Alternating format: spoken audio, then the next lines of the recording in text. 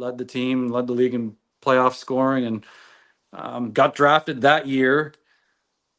Went to training camp. 2 months later, I'm playing with Keith Primo and John Leclerc. Starting Exactly. off in my first NHL game. It was just like it was just so quick. It happened so quick with me. I didn't have a time to digest it or see what happened. Just things just really happened really quick for me.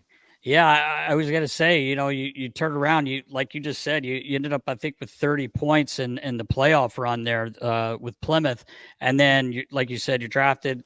Actually, you're in training camp. When you went into training camp, was there a night? Okay, look, I can make the team.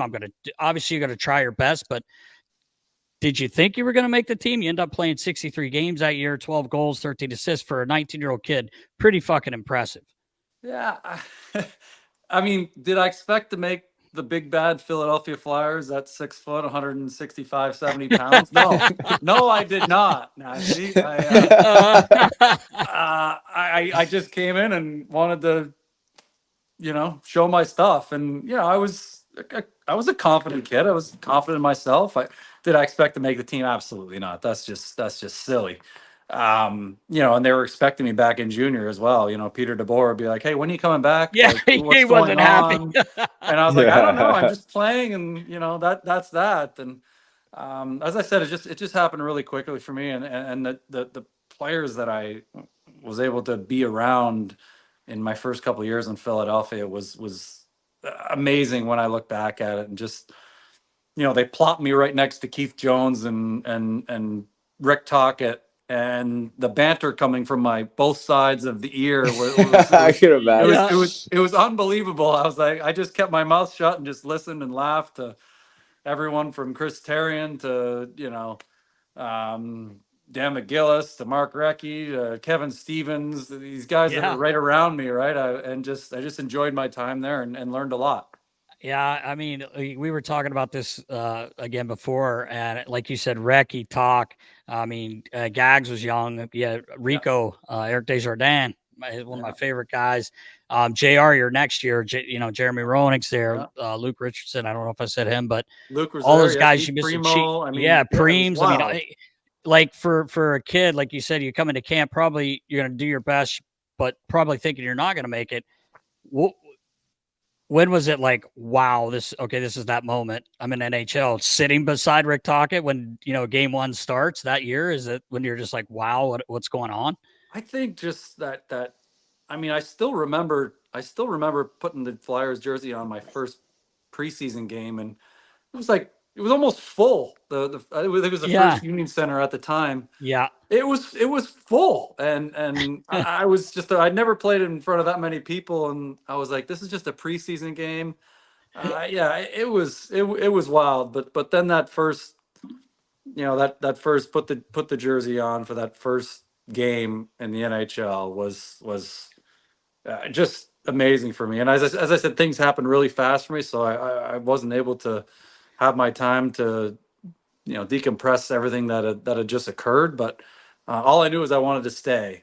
I was loving it, and all I wanted to do is I wanted to stay, and I wanted to do the best I could and everything I could to learn from the guys that are in front of me and stay. And having Gags there, Simone Gagne, the first year, having the success that he had the year before, I was hoping to do the same. Right.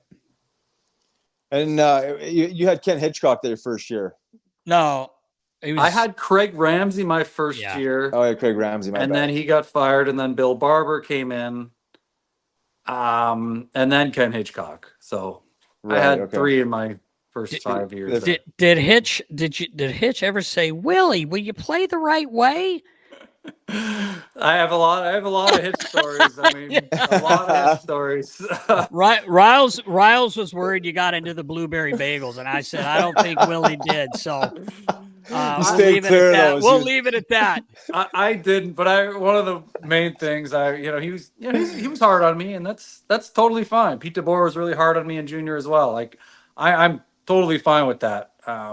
Getting yelled at, whatever. Like I'm fine with that. But one of the funny things, Hitch, I came off the bench, and he had already given it to me a couple times earlier on in the game, and I know I'm not a guy who's going to dump the puck in all the time. I'm always trying to make a play, right? So I infuriate coaches at times. I do. I do. It didn't matter. It's like my last couple years with Roddy here in Carolina, he's just like, I got to deal with those bad things because I know some good things are coming, right? Yeah.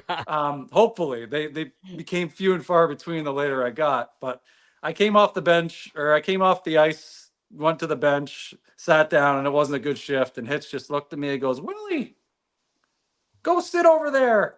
You're done for the night. And I was like, oh no, it's only the second period.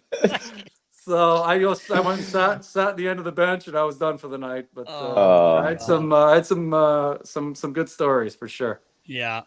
I'm sure. What was the conversation your first year there with Rammer, just around your role and your situation being a young guy coming in with a lot of experience on the team?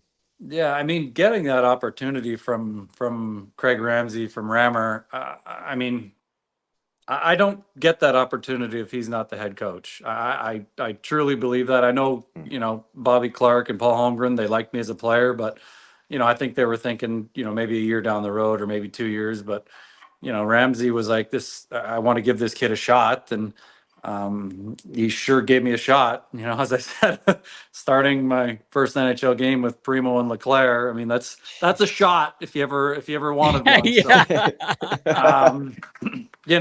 I just went about my business and just tried to get better, tried to learn from all these guys that were around me. And Philly was a great spot for me to start with. Yeah, Yeah. we're in a lot of happy people when you got traded. I'll say that. We'll leave it there.